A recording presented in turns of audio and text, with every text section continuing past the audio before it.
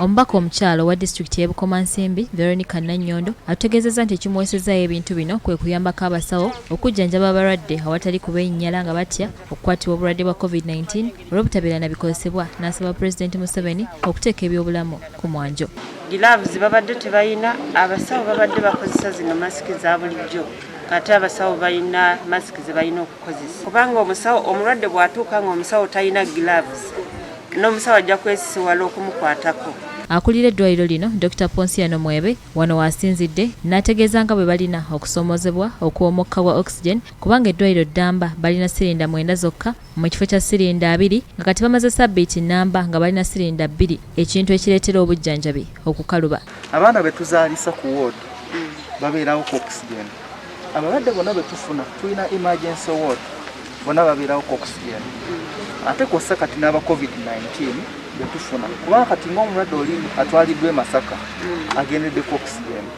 So bwe tuba tetuyina wano kitegeeza omulwadde oyo asatulatingira ku 39 aba tayinza kutuuka Masaka. Ono era asabye gavumenti okusuumuusa eddwaliro lya Butenga Health Center 4 lifuulibwe eddwaliro eryetongodde olw'obungi bw'abantu be bakolako. Olw'ensonga nti ne bw'otunuulira mu services ze tuweereza tusingira ddala Health Center 4.